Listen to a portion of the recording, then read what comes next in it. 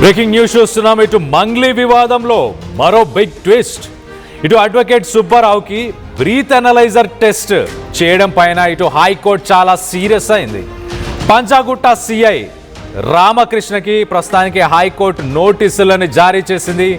తదుపరి విచారణ 2 వారాలకి వాయిదా వేశారు.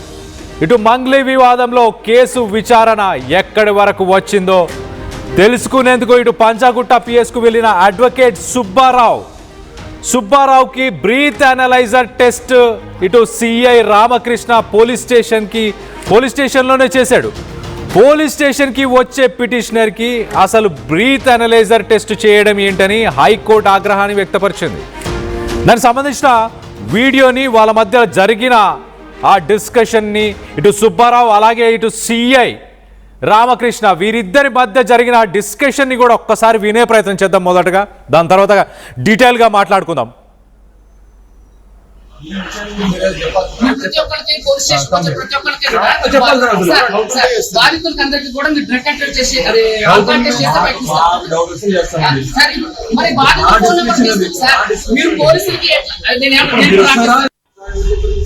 నాకు ఫోన్ చేశాను కదా, ఏఎస్ఐ ఫోన్ చేశాను సార్.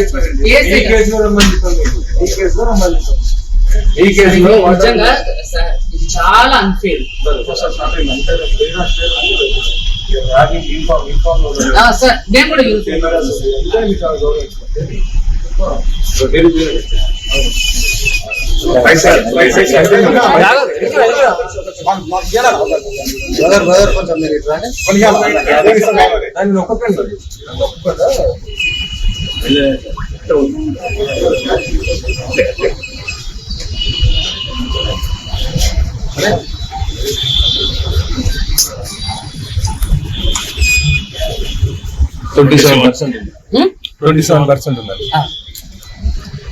కన్జ్యూమ్డ్ ఆల్కహాల్ మీరు 27% సార్. 27%.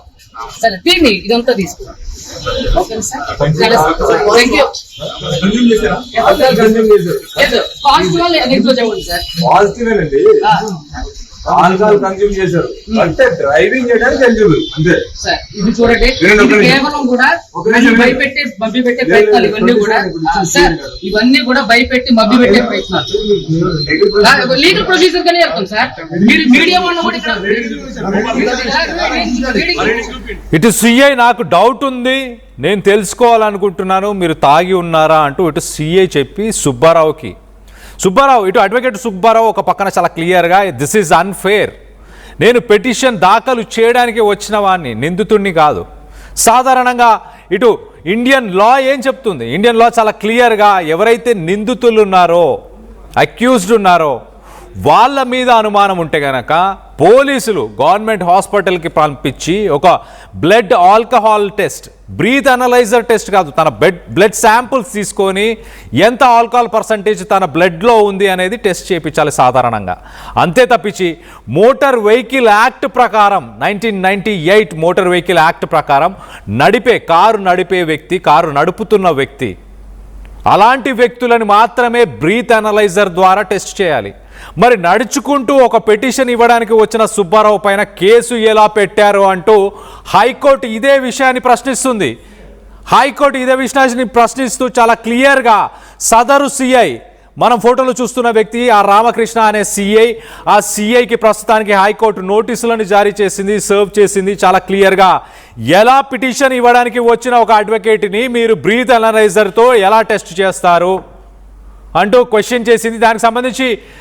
దానికి సంబంధించి మీరు మాట్లాడాలి, మీరు రెస్పాండ్ అవ్వాలి. ఈ కేసుకు సంబంధించిన డీటెయిల్స్ కూడా అన్నీ పొందుపరచాలి అంటూ ఇటు సిఐకి హైకోర్టు నోటీసులను జారీ చేసింది.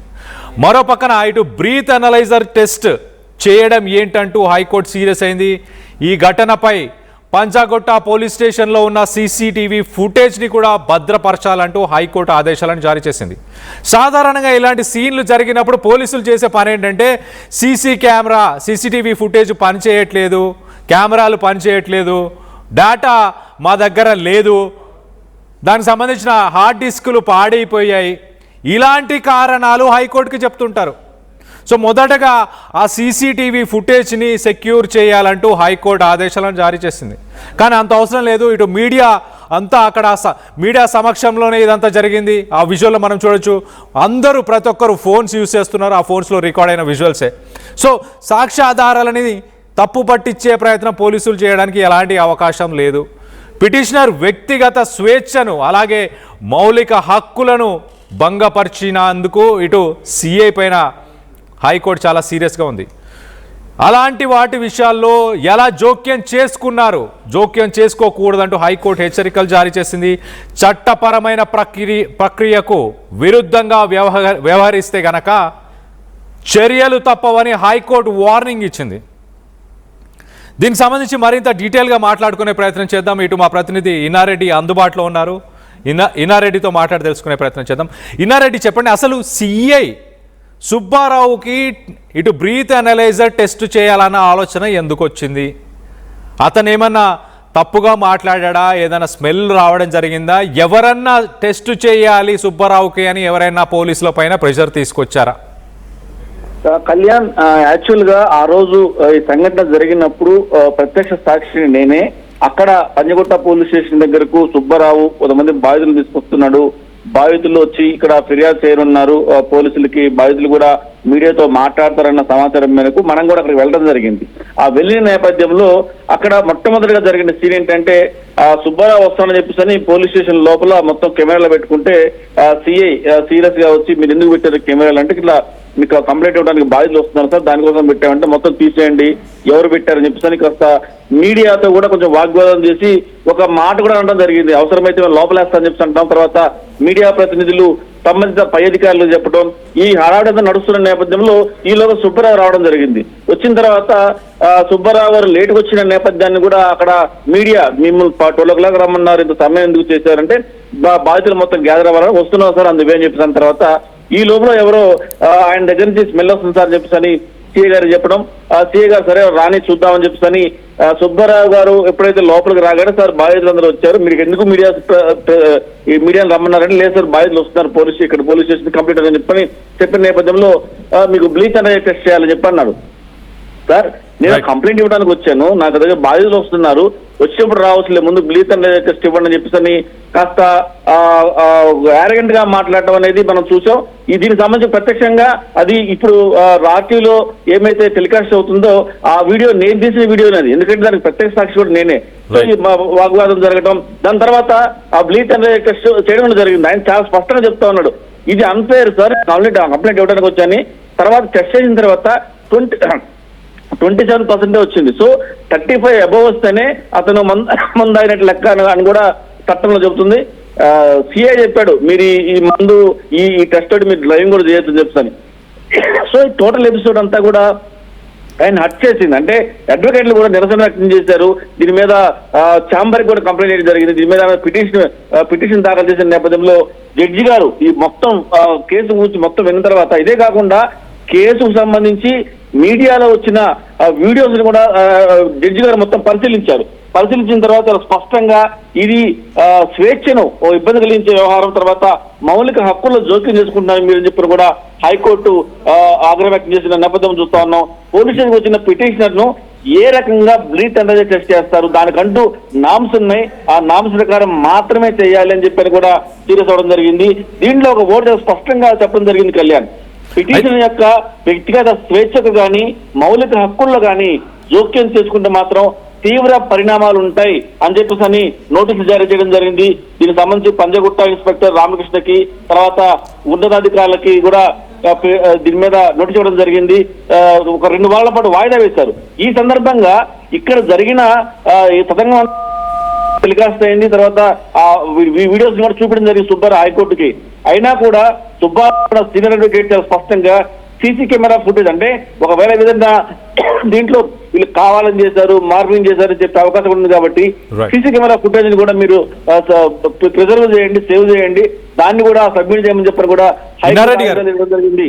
కళ్యాణ్, ఇన్నారెడ్డి, మీరు అక్కడ ప్రత్యక్ష సాక్షులుగా అక్కడ ఉన్నారు కదా, అయితే సుబ్బారావు తను ఏమైనా ఒక వెహికల్ని డ్రైవ్ చేసుకుంటూ వచ్చాడా? ఏమైనా ఆయన తాగి వెహికల్ని డ్రైవ్ చేశాడు అన్న, ఇప్పుడు లా చాలా క్లియర్గా ఏం చెప్తుందంటే మోటార్ వెహికల్ యాక్ట్ 1988 ప్రకారం ఎవరైనా వెహికల్ని డ్రైవ్ చేస్తున్నారా, లేకపోతే ఆ సమయంలో డ్రైవింగ్ చేస్తున్న వ్యక్తులు కానీ వెహికల్ నడపబోతున్న వ్యక్తులను మాత్రమే బ్రీత్ అనలైజర్ ద్వారా పోలీసులు టెస్ట్ చేసే అవకాశం ఉంది. అది తప్పించి స్టేషన్కి నడుచుకొని వచ్చి పిటిషన్ ఇచ్చే వ్యక్తులు కానీ, స్టేషన్కి వచ్చిన వ్యక్తులు కానీ, నడుచుకుంటూ వెళ్ళే వ్యక్తులను కానీ బ్రీత్ అనలైజర్ ద్వారా టెస్ట్ చేసే అవకాశం లేదు. మరీ ముఖ్యంగా నిందితులు అయితే వాళ్ళని గవర్నమెంట్ హాస్పిటల్కి పంపించి ఒక బ్లడ్ శాంపుల్ తీసుకొని ఆ బ్లడ్ శాంపుల్లో ఎంత ఆల్కహాల్ ఉందని టెస్ట్ చేసే అవకాశం ఉంది. సో మొత్తం మీద నేను అడిగే క్వశ్చన్ ఏంటంటే, ఇటు సుబ్బారావు, అడ్వకేట్ సుబ్బారావు ఆ పోలీస్ స్టేషన్కి వచ్చినప్పుడు డ్రైవ్ చేసుకుంటూ వచ్చాడా? ఎందుకు అసలు పోలీసులు ఆయనని టెస్ట్ చేశారు? అసలు డ్రైవ్ చేసుకుంటూ వచ్చాడా? First point. కళ్యాణ్, ఇక్కడ జరిగిన సిచ్యువేషన్ లో నేను ప్రత్యక్ష సాక్షిని కాబట్టి ఆయన డ్రైవ్ చేసుకుంటూ రాలేదు. ఆయన బయట మన పోలీస్ స్టేషన్ బయట వెహికల్ దిగి, అంటే డ్రైవర్ డ్రైవ్ చేస్తున్నాడు, వెహికల్ లో కూర్చున్నాడు, వెహికల్ దిగి మీడియాకి రావడండి. వెహికల్ దిగ్గానే మీడియాలో ప్రశ్నించారు, ఇంత సమయం మీకోసం వెయిట్ చేస్తున్నాము. పోలీస్ స్టేషన్ లో సీఏ గారు కూడా మీడియా మీద దురుసుగా మాట్లాడుతున్నారు, మీరు టైంకి రావాలని చెప్పి చిన్న వాగ్వాదం జరిగింది. లేదు సార్ బాధితులు వస్తున్నారని చెప్పి అన్న తర్వాత ఈ లోపల ఆయన లోపలికి రావడం, రాగానే ఎవరో అక్కడ ఎవరు చెప్పారో తెలియదు, సీఏ గారికి ఆయన తాగి వచ్చాడు సార్, స్మెల్ వస్తుంది సార్ అని చెప్పంటాం, నేను ఉండండి నేను చెక్ చేస్తా ఉండండి అని చెప్పేసి అని ఆయన చెక్ చేయటం, ఇవంతా తతంగం జరిగింది. ఏదైనప్పటికీ డ్రైవింగ్ చేస్తున్న సమయంలో మాత్రమే బ్రీత్ అనలైజర్ టెస్ట్ చేయాలి. కానీ అక్కడ డ్రైవింగ్ చేసిన దాఖలాలు లేవు. డ్రైవింగ్ చేస్తూ కూడా పోలీస్ స్టేషన్ రాలేదు, నడుచుకుంటూ వచ్చాడు. అతను బాధితుల తరపున రావడానికి వచ్చిన అడ్వకేట్, ఇవన్నీ కూడా లీగల్ గా అతను కొంతమంది బాధితులకు సపోర్ట్ గా కంప్లైంట్ ఇవ్వడానికి వచ్చిన అడ్వకేట్ కాబట్టి అడ్వకేట్ కి ఇవ్వాల్సిన మినిమం రెస్పెక్ట్ తర్వాత అవి ఇవ్వకుండా మాట్లాడే విధానం కూడా మనం చూసాం. ఆ వీడియోలో చాలా స్పష్టంగా ఏ రకంగా ఆర్గ్యూ చేస్తున్నారు. ఏదైనప్పటికీ రామకృష్ణ చేసింది ఖచ్చితంగా తప్పని చెప్పిన ఉన్నతాధికారులు కూడా అతని మీద సీరియస్ అయినట్టు కూడా మనకు సమాచారం ఉంది. హైకోర్టు కూడా చాలా స్పష్టంగా ఇలా నడుచుకుంటూ వచ్చే వాళ్ళని, పోలీస్ స్టేషన్కి వచ్చే వాళ్ళని, తర్వాత ఇలా బాధితుల్ని అంటే కంప్లైంట్ ఇవ్వడానికి వచ్చిన వాళ్ళని ఇలా బ్రీత్ అనలైజర్ టెస్ట్ చేయడం అనేది టోటల్ గా ఇల్లీగల్. ఇది స్వేచ్ఛకు అలాగే మౌలిక హక్కులకు భంగం కలిగింది కాబట్టి ఇలాంటి కనుక మళ్ళీ కనుక రిపీట్ చేస్తే ఎట్టి పరిస్థితుల్లో మేము తగిన చర్యలు తీసుకుంటామని చెప్పని కూడా హైకోర్టు చాలా సీరియస్ గా కామెంట్ చేసింది. మరో 2 వారాల్లో మీరు దీని మీద సమాధానం ఇవ్వాలని చెప్పని కూడా నోటీస్ ఇచ్చిన తర్వాత దీని మీద పోలీసు ఉన్నతాధికారులు కూడా చాలా సీరియస్ గా తెలుస్తా ఉంది. ఇది టోటల్ గా అన్ఫేర్. ఆయన సుబ్బారావు గారు మా వీడియోలో చూడొచ్చు. ఇది మీరు ఒక్కసారి అలా లైన్ లో ఉండండి. ఇన్నారెడ్డి మీరు ఒక్కసారి లైన్ లో ఉండండి. కొన్ని కామెంట్స్ వస్తున్నాయి, ఆ కామెంట్స్ ని కూడా మీకు చదివి వినిపించే ప్రయత్నం చేస్తా. ఒక్కసారి మనం చూస్తే కనుక ఇటు విఎస్కే కామెంట్ చేశారు. ఇటు విఎస్కే ఏమని కామెంట్ చేస్తున్నారంటే, సిఐకి మంగ్లీ ఆల్రెడీ ఏదో లింక్ ఉంది, ఆయమ చెప్పడం వల్లనే ఇటు అడ్వకేట్ స్టేషన్కి వచ్చిన వెంటనే ఆయన తాగి ఉన్నాడా అంటూ ఒక బ్రీత్ అనలైజర్ టెస్ట్ చేశారు అంటూ కామెంట్ చేస్తున్నారు. మరొకరు ఇటు సిఐని సస్పెండ్ చేయాలి అంటూ ఇటు శోభన్ రాజు ఆలపాటి ఆయన కామెంట్ చేశారు. ఇటు రవి కిరణ్ కామెంట్ చేశారు, పర్ఫెక్ట్, కరెక్ట్, 100% కరెక్ట్ అంటూ ఇటు మంగ్లీ కామెంట్స్ని సపోర్ట్ చేస్తున్నారు. అంటే మంగ్లీకి సిఐకి కనెక్షన్ ఉంది అంటూ కొంతమంది కామెంట్ చేస్తున్నారు. మరో పక్కన ముందు ఇతనికి ఉరిశిక్ష వేయాలి, పోలీసులు అందరికీ డబ్బు బాగా జల్లారు, అందుకే పోలీసులు ఇలా వ్యవహరిస్తున్నారు అంటూ మరొకరు కామెంట్ చేశారు. జైల్లో వేస్తా అన్నాడేమో అంటూ మరొకరు కామెంట్ చేశారు. మంగ్లీ కేసు ఎటు పోవాలి, ఎటు పోతుంది, ధర్మం, న్యాయం, నీతి, నిజాయితీ అంతా చరిత్రేనా, నీతి నిజాయితీ లేదా అంటూ ఇటు ప్రశ్నిస్తున్నారు. మరొకరు మంగ్లీని జైల్లో వేస్తా అన్నాడేమో అంటూ మరొకరు కామెంట్ చేశారు. సో మొత్తం మీద సిఐ కావాలనే టెస్ట్ చేశాడు, అసలు టెస్ట్ చేయాల్సిన సందర్భం కాదంటూ ఇటు ప్రవీణ్ కరక కామెంట్ చేశారు. సో డిఫేమేషన్ కేసు ఫైల్ చేయండి అంటూ మరొకరు ఇటు ఉమాశంకర్ కామెంట్ చేస్తున్నారు. సో మొత్తం మీద మంగ్లీ ఇన్వాల్వ్మెంట్ ఉందా అంటూ చాలామంది ప్రశ్నిస్తున్నారు. సిఐ కావాలనే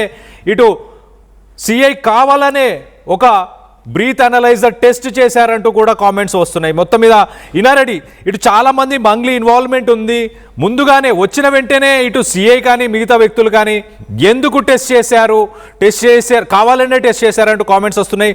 దీన్ని మనం ఒక రకంగా పాజిటివ్గానే తీసుకోవాలి. అంటే నిజంగానే ఇటు పోలీసులు కావాలనే వచ్చిన వెంటనే టెస్ట్ చేశారా, లేకపోతే కొంత మాట్లాడిన తర్వాత టెస్ట్ చేశారా ఇన్నారెడ్డి? మనం చూసిన ఏమైతే కామెంట్స్ లో ఉన్నాయో చాలా మంది కూడా చాలా పర్ఫెక్ట్ గా, అంటే ఇక్కడ ఏం జరిగిందన్న ఆసక్తి తోటి జరిగిందని నిరసిస్తూ కూడా మెసేజ్ చెప్తాం జరుగుతా ఉంది. అయితే ఇక్కడ నిన్న ఆర్గ్యుమెంట్ లో ఒక విషయం కూడా ఒక ప్రస్తావనకు వచ్చింది. మొట్టమొదట సుబ్బారావు అనే అడ్వకేట్ దీంట్లో కంప్లైంట్ ఇవ్వడం జరిగింది. కంప్లైంట్ ఇచ్చిన తర్వాత మధు మీద, తర్వాత దీంట్లో మంగళికి సంబంధించిన వాళ్ళ వ్యక్తుల మీద కంప్లైంట్ ఇచ్చిన తర్వాత పిటిషన్ కంప్లైంట్ ఇచ్చిన తర్వాత మళ్ళీ దానికి కౌంటర్ గా ఇంకో పిటిషన్ ఇవ్వడం జరిగింది మంగళి కూడా. సో దాన్ని కూడా కన్సిడర్ చేసి దాన్ని కూడా ఎఫ్ఐఆర్ చేస్తున్నా అని చెప్పారు కూడా సీఏ చెప్పారు. ఏదైనా సరే ఒకళ్ళ మీద ఒక ఆరోపణ వచ్చినప్పుడు ఆ ఆరోపణ నిరూపణ కావాల్సి ఉంది, దాని మీద ఎంక్వైరీ జరగాల్సి ఉంది. జరిగిన తర్వాత వీళ్ళు కూడా తర్వాత పిటిషన్ ఇస్తే ఈ పిటిషన్ కూడా తీసుకునే అవకాశం ఉంది. కాబట్టి ఈ పిటిషన్ సబ్మిట్ చేసిన వెంటనే ఇమీడియట్ గా మంగళి ఇచ్చిన పిటిషన్ కూడా యాక్సెప్ట్ చేసి తీసుకోవడం జరుగుతూ ఉంది. దీంట్లో పబ్లిక్ ఒకటే కోరుతున్నారు, సుబ్బారావు ఇచ్చిన ఎవిడెన్స్లు ఏంటి, మంగళి ఇచ్చిన ఎవిడెన్స్లు ఏంటి. సుబ్బారావు అంటే బాధితుల తరఫున ఒక అడ్వకేట్ గా లీగల్ అడ్వైజర్ గారికి వచ్చి కంప్లైంట్ ఇచ్చాడు. సో ఆయన మీద కంప్లైంట్ అనేది ఎక్కడ జరగల. ఎక్కడైనా సరే మనం చూస్తా ఉన్నాం, ఇద్దరు వ్యక్తుల మధ్య గొడవ జరిగింది అనుకోండి, ఎవరైతే కంప్లైంట్ ఇచ్చారో అతని మీదనే యాక్షన్ తీసుకునే అవకాశం. కానీ ఇక్కడ కంప్లైంట్ ఇచ్చింది అడ్వకేటే కాబట్టి అడ్వకేట్ మీదనే ఆమె కంప్లైంట్ ఇచ్చిన నేపథ్యం చూస్తా ఉంటే ఖచ్చితంగా ఏదో జరిగింది. డిపార్ట్మెంట్ సంబంధించిన ఇన్స్పెక్టర్ కూడా అంటే వాళ్ళకి పాజిటివ్ గా ఉన్నాడని చెప్పిన కామెంట్స్ వస్తున్నాయి. కానీ ఇక్కడ అలాంటిది మనకి ఎక్కడ కూడా అనుమానపడాల్సిన పని లేదు. ఎందుకంటే తెలంగాణ పోలీసులు ఎవరో కొంతమంది ఇది అరగంట గా ఒకవేళ అర్థం మాట్లాడవచ్చు, బ్రీత్ అనలైజ్ చేయడం పర్ఫెక్ట్ గా తప్పు. కాకపోతే ఆయన నడుచుకుంటూ వచ్చిన తర్వాత ఆర్గ్యుమెంట్ జరిగింది. ఆర్గ్యుమెంట్ లో భాగంగా ఆయన మాట్లాడే విధానం కరెక్ట్ గా లేదు. అలాగే బ్రీత్ అనలైజర్ టెస్ట్ చేయడం అనేది కూడా చాలా తప్పు, స్వేచ్ఛకు భంగం అని చెప్పి కూడా హైకోర్టు చెప్తా ఉంది. సో ఇవన్నీ ఒక పక్కన పెడితే ఖచ్చితంగా ఇది పోలీసు ఉన్నతాధికారుల దృష్టికి వెళ్ళింది కాబట్టి ఫర్దర్ గా సీరియస్ యాక్షన్ ఉండబోతుందని చెప్పిన మనకు సమాచారం ఉంది. మనం కూడా హైర్ అఫీషియల్తో మాట్లాడినప్పుడు దానికి సంబంధించిన వీడియోస్ తెప్పించుకున్నారు. తర్వాత కోర్టు ఆర్డర్ వచ్చిన తర్వాత మేము దీని మీద యాక్షన్ తీసుకున్నాం చెప్పడం జరుగుతూ ఉంది. ఏదైనా కూడా సుబ్బారావు బాధితుల తరపున మాట్లాడుతున్నప్పుడు ఇలాంటి జరగడం అనేది మాత్రం నిజంగా ఇది వన్ సైడ్ పోతుందా లేకపోతే వన్ సైడ్ కావాలని చేస్తుందని చెప్పిన అనుమానాలు మాత్రం ప్రజల్లో ఉన్నమాట వాస్తవమే. Kalyan right in ready, thanks for the latest update. మొత్తం మీద ఇటు సుబ్బారావు పైన బ్రీత్ అనలైజర్ టెస్ట్ చేయడానికి ఎలాంటి అధికారాలు కూడా ఇటు సిఐ రామకృష్ణకి లేవు అంటూ ఎలా చేశారు దానికి సంబంధించి ఎక్స్ప్లెనేషన్ ఇవ్వాలి ఖచ్చితంగా. అలాగే కేసు డీటెయిల్స్, కేసు వివరాలు, కేసు ఎక్కడ దాకా కొనసాగింది, ఇంటరాగేషన్, దానికి సంబంధించి ఇన్వెస్టిగేషన్ ఎక్కడ దాకా వచ్చింది అంటూ అవన్నీ కూడా సబ్మిట్ చేయాలని హైకోర్టు చాలా సీరియస్ అయింది. దానికి సంబంధించిన ఆ వీడియోని కూడా ఒకసారి జడ్జి మాట్లాడిన మాటలను కూడా ఒక్కసారి వినే ప్రయత్నం చేద్దాం. ఇటు సిఐ రామకృష్ణపై జడ్జి ఎలా విరుచుకుపడ్డాడు అనేది ఒక్కసారి ఆయన మాటలను వినే ప్రయత్నం చేద్దాం. 2026. It is precisely a week later. For the sections imposed for the sections punishable under for the offences punishable section 3512, 352 of BNS, which action itself would clearly exhibit the intent of the official respondent to frighten the petitioner here. Stating so, he would seek to pass off proper terms. Learned GP, for whom, while denying the submissions made by the learned senior counsel, would submit. Since the petitioner has approached and visited the fourth official respondent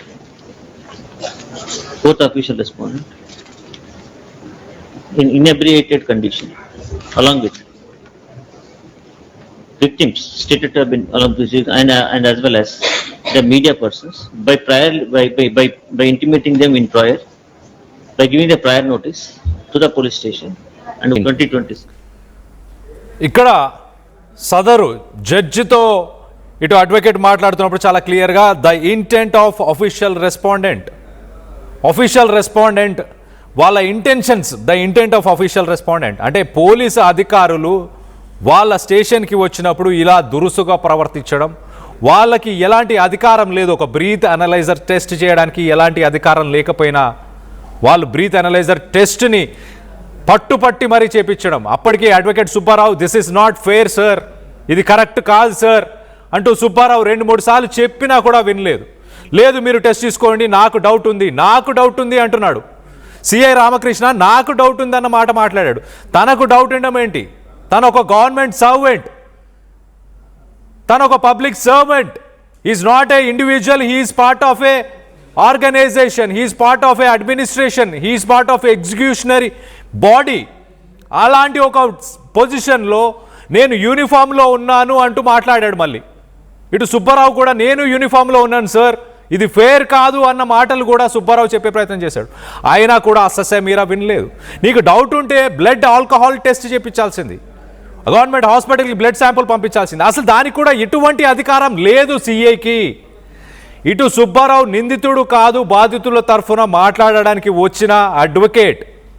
ఎలాంటి rights CI రామకృష్ణకు ఉండవు. అయినా కూడా తన అధికారాన్ని దుర్వినియోగం చేశాడు అంటూ ఖచ్చితంగా ఇక్కడ హైకోర్టు కూడా దాన్ని గమనించింది, చాలా సీరియస్గా తీసుకుంది. ఇటు కోర్టులో కూడా అదే ఆర్గ్యుమెంట్స్ జరిగాయి.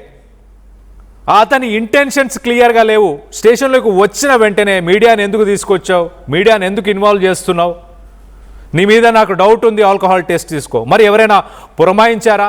ఎవరైనా కావాలనే వచ్చి రాగానే వాడు తాగి ఉంటారు, సుబ్బారావు తాగి ఉంటాడు, ఖచ్చితంగా నువ్వు ఆల్కహాల్ టెస్ట్ చేయి అంటూ ఎవరైనా అతనికి ఇన్స్ట్రక్షన్స్ ఇచ్చారా? పై అధికారులు ఇన్స్ట్రక్షన్స్ ఇచ్చారా? ఎవరైనా పొలిటీషియన్స్ ఇచ్చారా? లేకపోతే ఈ కేసులో ఎవరి పేర్లు అయితే వస్తున్నాయో వాళ్ళేమైనా ఇచ్చారా? డైరెక్టర్స్ కానీ, మంగ్లీ కానీ, మిగతా వ్యక్తులు ఎవరైనా ఇచ్చారా? సో మొత్తం మీద కొన్ని కామెంట్స్ కూడా ఇంట్రెస్టింగ్ కామెంట్స్ వచ్చాయి. ప్రతి పోలీస్ స్టేషన్లో కూడా సీసీ కెమెరాలు పెట్టాలి, గవర్నమెంట్ పెట్టారు. కానీ ఆ సీసీ కెమెరాస్లో ఆ కెమెరాస్ పనిచేయట్లేదు, ఆ హార్డ్ డిస్కులు పనిచేయట్లేదు అన్న కారణాలు చెప్తుంటారు పోలీసులు. ఎప్పుడు పోలీసులకి మంగ్లీ అమ్ముడు పోయారని తెలుస్తుంది, పోలీసులు మంగ్లీకి అమ్ముడు పోయారని తెలుస్తుంది అంటూ మరొకరు నాగేంద్ర ప్రసాద్ చెప్పుకొస్తున్నారు. యూనిఫామ్ తీయించాలి కోర్టు, ఆ యూనిఫామ్ తీయించాలి, అలాంటి పోలీసులకు యూనిఫామ్ ఉండకూడదు అంటూ ఇటు భరత్ వైఎం కామెంట్ చేశారు. ఒకరు బలి, అమ్మా మంగ్లీ అనే స్థానం నుంచి అమ్మో మంగ్లీ అనే స్థానానికి దిగజారిపోయింది. మంగ్లీని గురించి మాట్లాడుతున్నారు. అమ్మ మంగ్లీ అనే స్థానం నుంచి అమ్మో మంగ్లీ అనే స్థానానికి దిగజారిపోయిందంటూ ఇటు ప్రవీణ్ కుమార్ కామెంట్ చేశారు. మరొకరు ఆ సిఐని డిస్మిస్ చేయాలి, సస్పెండ్ చేయాలి, CI should be suspended, looks like he is influenced by someone. ఇటు టెక్ ట్యూటోరియల్ కామెంట్ చేశారు. He should have to do breath analysis, breath analyser test, drug test to Mangli also. మంగ్లీకి కూడా టెస్ట్ చేయాలి, మంగ్లీకి కూడా drug test చేయాలి అంటూ ఇటు tech tutorial comment చేశారు. మంగ్లీకి ఎందుకు చేయలేదు మరి అంటూ, ఆమె వచ్చినప్పుడు ఆమెకు ఎందుకు చేయలేదు అంటూ క్వశ్చన్ చేస్తున్నారు. ఇక్కడ మంగ్లీ బల ప్రదర్శన చేసే ప్రయత్నం చేస్తుంది అంటూ ఇటు డిస్కషన్ వస్తుంది, ఆరోపణలు వస్తున్నాయి. ఇటు సుబ్బారావు ఒక సిఐ దగ్గరికి వెళ్ళి, ఒక పోలీస్ స్టేషన్కి వెళ్ళి తను కంప్లైంట్ ఇచ్చే ప్రయత్నం చేసినప్పుడు మంగ్లీ మాత్రం పై స్థాయి అధికారులు, ఒక కమిషనర్ స్థాయి, ఒక డీజీపీ స్థాయి అధికారుల దగ్గరికి ఎందుకు వెళ్తుంది అంటే బాధితులను భయపెట్టడానిక? తను కూడా ఒక సాధారణ పోలీస్ స్టేషన్కి వెళ్ళి మాట్లాడి ఉండొచ్చు కదా, అదే పంజాగుట్ట పోలీస్ స్టేషన్కి వెళ్ళి మాట్లాడి ఉండొచ్చు కదా, నార్సింగి పోలీస్ స్టేషన్కి వెళ్ళి మాట్లాడి ఉండొచ్చు కదా. డైరెక్ట్గా కమిషనర్ లెవెల్లోనో డీజీపీ లెవెల్లో ఉన్న వ్యక్తులను కలవాల్సిన అవసరం ఏముంది అంటే బాధితులను భయభ్రాంతులకు గురి చేయడానిక? నాకు పై స్థాయి అధికారులకు కలవడానికి నాకు ఆ యాక్సెస్ ఉంది, వాళ్ళని ఎప్పుడైనా కలవచ్చు, నేను నా స్థాయి ఇదే అని చూపించే ప్రయత్నం చేసిందా అంటూ ఆరోపణలు వస్తున్నాయి. సో మొత్తం మీద ఈ విషయంలో సిఐ చేసిన ఈ పనిని మీరు తప్పుపడుతున్నారా? సిఐ రామకృష్ణ కావాలనే పంజాగుట్ట పోలీస్ స్టేషన్కి వచ్చిన వెంటనే సదరు అడ్వకేట్ సుబ్బారావుని కావాలనే ఆయనకు ఆల్కహాల్ టెస్ట్ చేశారని మీరు భావిస్తున్నారా? దీనికి సంబంధించి మీరేమనుకుంటున్నారు? మీ అభిప్రాయాలను కింద కామెంట్ రూపంలో తెలియపరచండి. అలాగే గతంలో ఇటు మంగ్లీ చట్టం ఎవరికి చుట్టం కాదంటూ మాట్లాడిన మాటలు ఒక్కసారి వినే ప్రయత్నం చేద్దాం. ఈ మైక్రో ఫైనాన్స్ కేసు చీటింగ్ కంపెనీకి డబ్బులు వసూలు చేసిన వివాదంలో నాకు ఎలాంటి సంబంధం కూడా లేదు. చట్టం ఎవరికి చుట్టం కాదు, తప్పు ఎవరు చేసినా శిక్షార్హులే.